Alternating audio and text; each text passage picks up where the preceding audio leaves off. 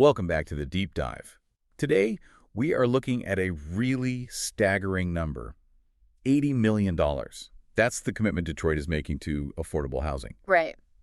But here's the thing that really stands out to me. It's less about the sheer size of the budget and more about what it signals. It's like the city is betting that social stability has a real measurable financial payback. And that's our whole mission for this deep dive. We're going to get into the sources to understand how this goes so far beyond just, construction. Detroit's really aiming for two crucial outcomes at the same time. One is providing genuinely dignified living conditions for its most vulnerable residents. Okay. And the other is building a sustainable long-term real estate foundation, something that can actually support itself. Okay, so let's unpack this. This isn't just a line item in a budget. Yeah. It feels like a very specific strategic policy shift. It is. So when we talk about battling housing insecurity, this whole project is defined by its focus. We really need to look at who this is for and why that targeted approach is, or why they believe it's an economic multiplier for the whole community. They aren't just, throwing money at the problem. They're targeting it very, very precisely. Right. The whole commitment is driven by this recognition that general affordable housing often doesn't serve the lowest income folks or those with very specific accessibility needs. So if they are deploying capital with that kind of precision, what does the official vision actually look like? Who are we talking about when we say vulnerable? Well, we're talking about residents who fall into the low and moderate income brackets. In policy language, that usually means households earning somewhere between, say, 30 and 60% of the area median income. And these are the people who are most susceptible to displacement, right? When a city's economy starts to rebound. Exactly. The goal is to provide stable homes for these individuals and families who are just. They're often priced out of the traditional market and even the standard affordable market sometimes. And the sources really highlight that this whole initiative is trying to raise the standard for what affordable housing even means. It's like a three-pronged commitment that goes way beyond just a low rent check. Absolutely. First, you have the core of it, right? Genuinely affordable units for people in those income brackets. Okay. But then you layer on the structural requirements. The second feature is integrating crucial accessibility and design features for residents with disabilities. And these are things built in from the start, not just, retrofitted later. Yes. That's a key distinction. Yeah. And the third feature is the sustainable building practices. Which speaks to the long-term viability. It's about being environmentally responsible, sure, but it's also about making sure the buildings aren't a financial drain later because of huge utility or maintenance costs. That future-proofing is, it's essential for it to be truly affordable. You're so right. If we connect this back to stability, that third point is vital. An affordable apartment that costs a fortune to heat in the winter. Well, it's not actually affordable, is it? No. Sustainability has to be part of the whole economic equation. That structural requirement, especially the accessibility features, that leads us right to the core of Detroit's strategy here. Yeah. The major investment in special needs housing, S&H. What gap does S&H fill that traditional housing policy just misses? S&H is the critical differentiator here. It's often misunderstood as just housing for people with disabilities, but it's so much more complex. How so? Well, traditional housing, even if it's affordable, it's passive shelter. S&H is specialized housing designed from the ground up to meet the unique ongoing requirements of individuals who face, multifaceted physical, developmental, or mental health challenges. And this is where the analysis, I think, gets really deep.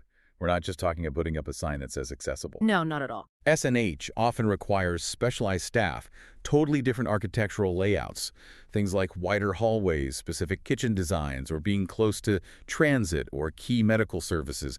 It's all about providing integrated services. You hit the key phrase right there, integrated services. That's the real technical distinction. S&H projects often rely on these really complicated funding streams. They need capital subsidies for the construction. Right, to build the thing. And they need operating subsidies to cover the costs of supportive wraparound care, things like job training, mental health counseling, basic life skills help.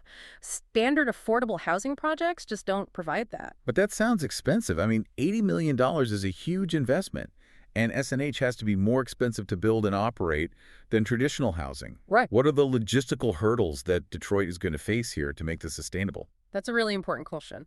The first hurdle is always staffing. Finding and keeping specialized, qualified support staff.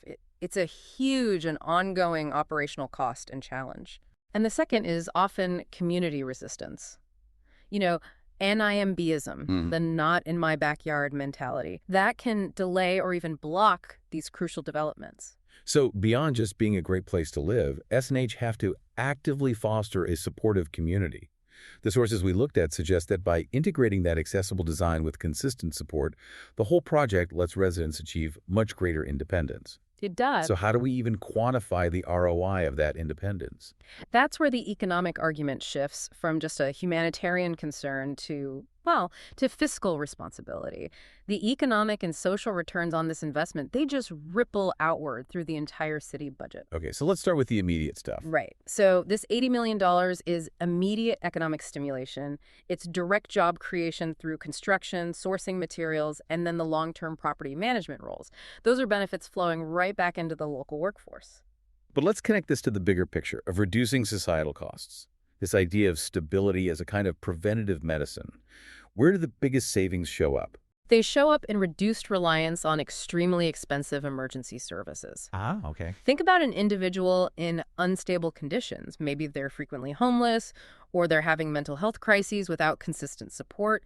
They are far more likely to interact with emergency rooms, with the police, with the correctional system. Which are all incredibly costly for the city. Incredibly. Study after study shows that providing stable S&H housing dramatically lowers the number of ambulance calls, it decreases ER visits, and it reduces time spent in shelters or jail. So when you actually analyze those costs, the expense of one ER visit or one night in jail, the higher upfront investment in housing starts to look like a massive cost avoidance tool for the city. Exactly. It's a huge win for social equity, but also for public finances. So the stability of just one home, when you multiply it by this huge commitment, it actively reduces the strain on the city's most expensive crisis services. Okay. So investing in affordable and special needs housing isn't just an act of charity. It's not just a financial venture. It's a necessary investment in the well-being and the long-term financial resilience of the whole community. Absolutely. This comprehensive approach, it transforms individual lives, yes, but it also builds a foundation for long-term urban development that really benefits all stakeholders. It proves that housing stability is fundamental to a city's budget, not just something extra. But this realization that S&H is both a social solution and a fiscal tool that requires specialized real estate strategies to work. A city can commit the capital, but you need private partners to manage and maintain these specialized units efficiently. That's the challenge. Landlords and investors, they typically seek the highest return and the lowest management headache.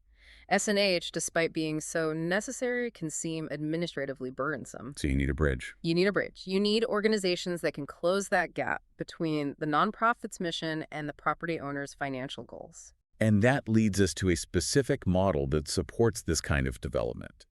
We see organizations that focus on making this type of housing sustainable for the property owners themselves. For instance, groups like Flowers and Associates. They support the long-term success of efforts just like Detroit's project because they recognize that housing stability is key to community investment. And these specialized groups, they often have founders with really deep expertise. The sources highlight Robert Flowers, who founded Flowers and Associates. He has over 15 years of experience focusing on this exact niche, special needs housing. Okay. His whole work is centered on structuring these real estate partnerships so that they benefit both the vulnerable resident and the private landlord. And the strategy he promotes is actually pretty compelling for investors. It creates a model where landlords can earn passive income by partnering directly with established nonprofits. Right. To provide housing for adults with disabilities, it basically solves the reliability problem for the private investor. How so? The nonprofit will often enter into a long-term master lease.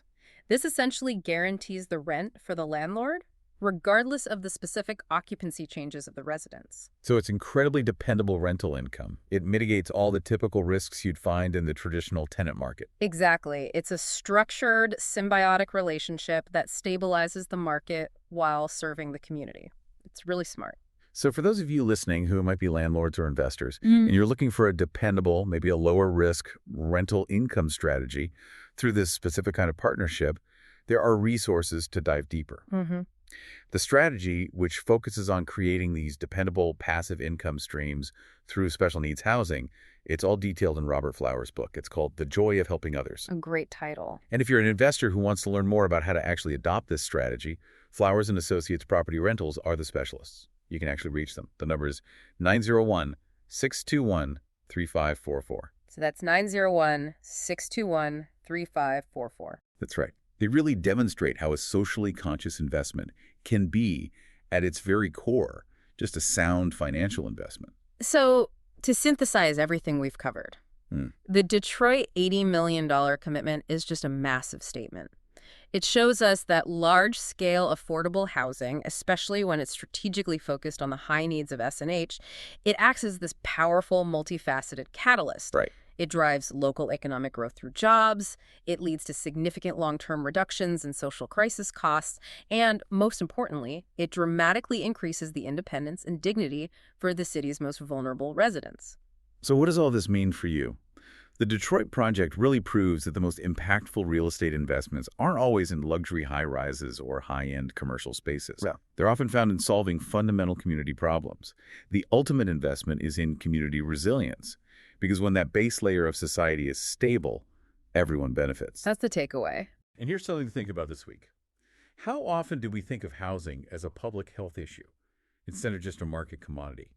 The stability of just one home, when you multiply it through a targeted, specialized real estate strategy, has the power to fundamentally change the cost structure and the future trajectory of an entire city. That is the true power of integrated, focused housing investment.